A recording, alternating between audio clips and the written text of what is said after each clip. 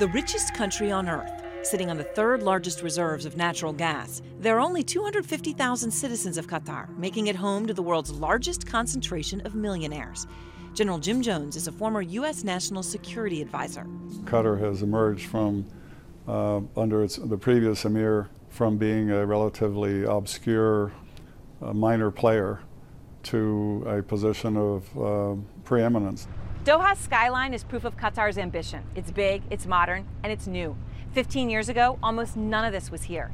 And that growth attracts some of America's biggest companies. Energy giants like Exxon, of course, but also companies like Boeing. The company just sold 50 777s to a consortium, including Qatar Airways.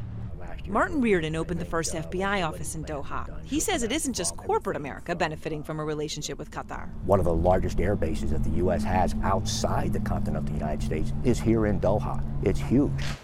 It's so huge, Defense Secretary Chuck Hagel signed a 10-year agreement to keep U.S. forces here. Thank you, guys. Thank you. Qatar also was a key part of the negotiations with the Taliban to free American POW Bo Bergdahl. And earlier this week, I was able to personally thank the Emir of Qatar for his leadership in helping us get it done. The 5 Taliban prisoners from Guantanamo Bay were welcomed in Doha with open arms. A local Qatari told me he has no problem with them.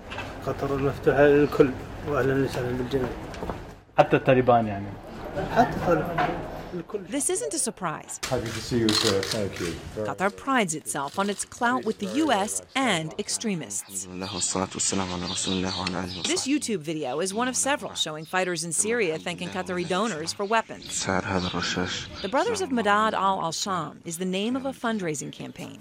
It contributes to humanitarian relief in Syria. But this tweet last August from an al-Qaeda-linked militia is one of several from al-Qaeda supporters directing followers to donate to the campaign. Juan Zarate is the former Deputy National Security Advisor for combating terrorism. What you have is the resurrection of charitable networks that had been suppressed post 9/11, but that are being reborn in the context of Syria. So how big of a player is Qatar? Qatar is at the center of this. Qatar has now taken its place in the lead of countries that are supporting al-Qaeda and al-Qaeda-related groups. In April, a Kuwaiti cleric known to support al-Qaeda-linked groups tweeted he was heading to Qatar to raise money for jihad. And just last week, the cleric tweeted this poster, which says, "Our jihad in Syria is financial jihad." It asks for donations in Qatari, Kuwaiti, or Saudi currencies. Is this something you could conceal and would be very difficult? Because you have probably, if you give a dollar if I give a dollar to you and you want to help somebody and then you also want to buy a gun, how do I know?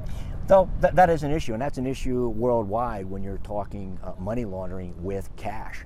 Saad bin Saad al-Kabi is a fundraiser for the Madad al-Sham campaign in Doha. His current profile on Facebook's WhatsApp, a social media platform, requests donations equal to $1,500 US to prepare a fighter by arming, feeding, and treating him.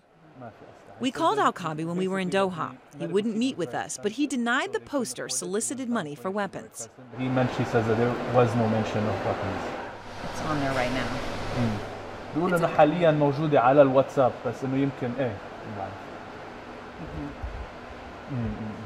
He says he has no knowledge of it. And when we asked why he used a picture of the planes hitting the World Trade Center on 9/11 in a tweet, he replied, "The picture is everywhere on the internet." He says that photo is all over the internet. Al-Kabi told us we couldn't donate to his campaign right now, but would have to give to another charity approved by the Qatari government. He also wouldn't tell us how much money he raised. But in one tweet last summer, he asks Allah to bless the people of Qatar for donating the equivalent of $1.4 million. We don't know where these funds went, but according to the Qatari newspaper Al Arab, at one point the Madad al-Sham campaign worked with Qatar's volunteer work center to raise money to help Syrian refugees. The work center was supervised by the Qatari government's Ministry of Culture. The minister declined our request for an interview. So how high up in the government in Qatar does the support for Islamic extremism for these al-Qaeda-linked groups go? Well, these are decisions made at the top. And so Qatar operates as a monarchy.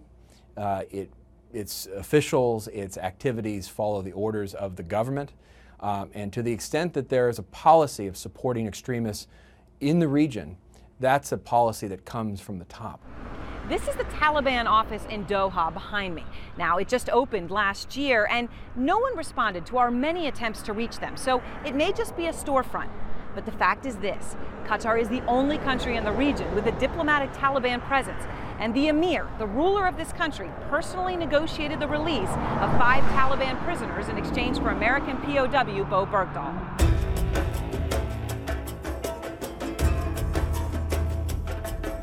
The emir, Sheikh Tamim, is just 34 years old. He's the emir. He's very powerful. I mean, as President Truman said, the buck stops there. The Al Thani family has ruled Qatar for 150 years. They're celebrated internationally, getting top billing on this year's Town and Country Global Influence list, and appearing with the social elite at events like Britain's royal wedding. The emir was unable to meet with us while we were in Doha, but we spoke with his sister, who's on the Time 100 list of most influential people, about the family's massive charity donations. I remember I was living in America when Katrina happened, and Qatar was one of the first countries to donate $100 million to the U.S. So it's definitely something that's embedded or engraved in our national strategy and development. That generosity is part of why world leaders eagerly embrace the Qatari royal family. I just want to welcome the Emir of Qatar and thank him and the people of his country for the friendship they've shown towards the United States. General Jim Jones says Qatar has passed some laws against terror finance, but it's not enough. They probably are a little bit more towards, supporting people that we are a little bit less than thrilled with. Qatar continues to be a haven for financing extremists. The Treasury Department says Qatar is one of the most permissive countries in the world when it comes to allowing funding for things like Al-Qaeda. Your family is so powerful here. Do you think there's more that you can do? Qatar is doing a lot, but the networks that you're discussing requires a group effort, and I think one country, whichever country it is, can't do it alone. It's no secret the government allows people like Ali Al-Nuaimi to live freely in Qatar. Nuaimi was the president of the Qatar Soccer Association, which controversially won the bid for the 2022 World Cup. The United States Treasury designated him a terrorist last year, saying he raised millions to fund terror. Then there's Wagdi Ghonim, a cleric who lived in Orange County, California. The U.S. suspected him of fundraising activities that could support terrorism. Ghonim agreed to leave the U.S. and now lives in Doha, where earlier this year he appeared in a YouTube video soliciting money for Syria with Saad bin Saad al-Kabi. Why does the United States have to accept Qatar providing harbor to people the United States says are terrorists? Because going beyond that, in a strategic sense, Qatar is a key ally of the United States. An ally, Martin Reardon, says the U.S. can't afford to lose. So that maxim that you keep your friends close but your enemies closer, it's very relevant to Qatar. But will the trade-offs cost America? There's no question that money going to Al-Qaeda affiliates and groups hurts the United States. Money coming out of Qatar not only allows these groups to grow in strength on the battlefield in Syria, but allows them the possibility, the budget, to imagine plotting and to actually attack the United States and the West.